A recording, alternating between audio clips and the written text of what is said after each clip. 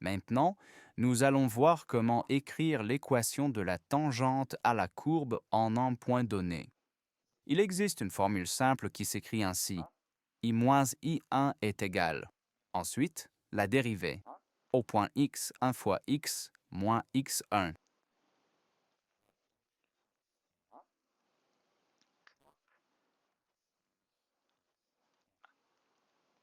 Maintenant, dans certains manuels, ces points, n'est-ce pas, I1, X1 ou ces coordonnées sont notés comme I0 et X0.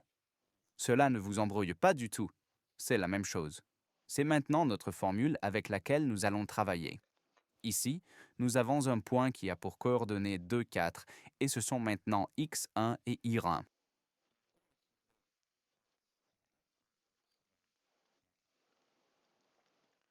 Non?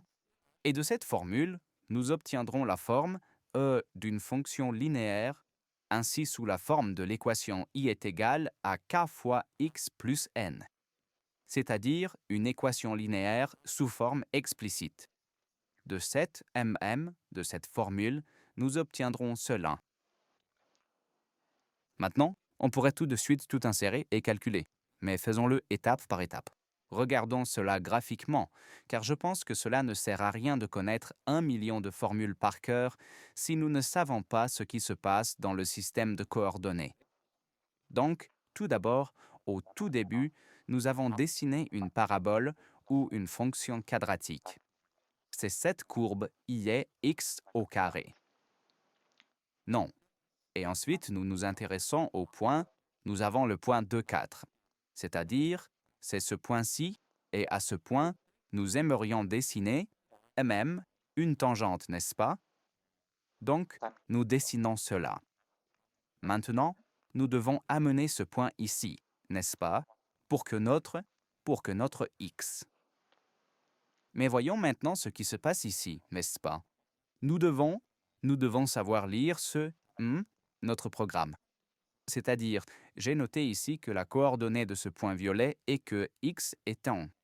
Cela signifie, c'est 2, n'est-ce pas? Comme ici.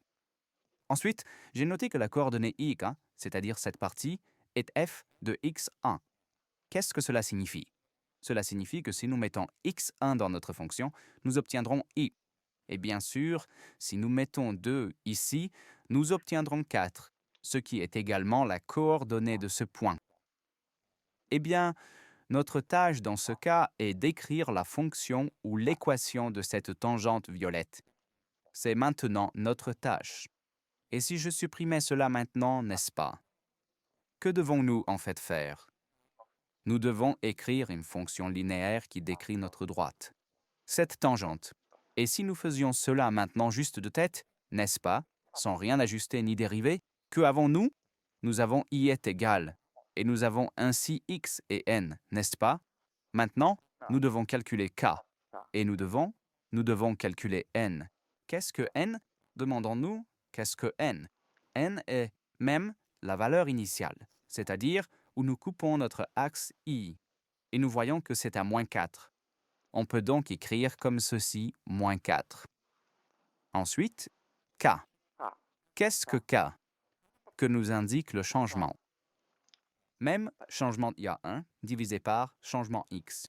Quel est le changement ici? Par exemple, entre ce point et ce point. Ici, nous nous sommes déplacés de 1, 2, 3, 4. Donc, nous nous sommes déplacés de 4 vers le haut sur l'axe I1. C'est le changement de i. Et de 1, nous nous sommes déplacés sur l'axe x. Ou plutôt non. Nous nous sommes déplacés de 2. Comment j'ai un nom? J'avais avant j'avais. Je dois le mettre comme ça. Le changement sur l'axe y est 1, 2, 3, 4, 5, 6, 7, 8. N'est-ce pas? Cela fait 8. Le moins 4 à 4, cela fait 8. Ici, c'est 2, donc 8 divisé par 2 fait 4. C'est notre cas. Cela signifie que nous avons déjà obtenu notre équation de la tangente sans savoir calculer quoi que ce soit. Mais bien sûr, la tâche ne sera pas toujours aussi simple que de pouvoir le déduire directement du graphique.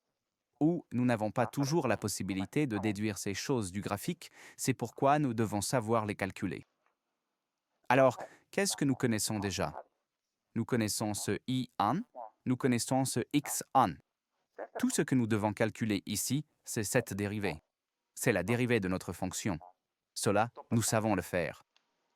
La dérivée de cela est, n'est-ce pas, c'est-à-dire I comme ceci. La dérivée est 2x. Non? Et si nous insérons cela ici, que obtenons-nous? Nous obtenons I-4 est égal. Puis vient ceci, n'est-ce pas? Je vais faire un carré ici pour que vous compreniez qu'à cette position, eh bien, ce sera notre dérivée. Puis x moins ceci, n'est-ce pas? x1 qui est 2. Alors, qu'est-ce qui vient ici dedans? Ici vient la dérivée de x1. Cela signifie que nous devons ici, maintenant, dans cette dérivée, insérer x1. Et si nous faisons cela, nous obtenons ici 2. 2 fois 2 égale 4. Si nous nous souvenons de l'explication de la dérivée, c'est notre dérivée.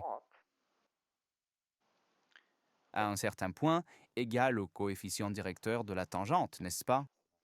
Et c'est en fait cela. C'est toute une et même valeur. Autrement dit, tous ces carrés représentent la même valeur. Et ensuite, que nous reste-t-il à faire jusqu'à la fin? Il ne nous reste plus qu'à calculer cela. Nous avons I-4 est égal à 4x moins 8. Et maintenant, si nous voulons obtenir cette forme, nous devons juste porter le 4 de l'autre côté et nous obtenons I est 4x plus, non plus, moins 4, n'est-ce pas? Oui. Je pensais qu'on mettrait le 4 de l'autre côté.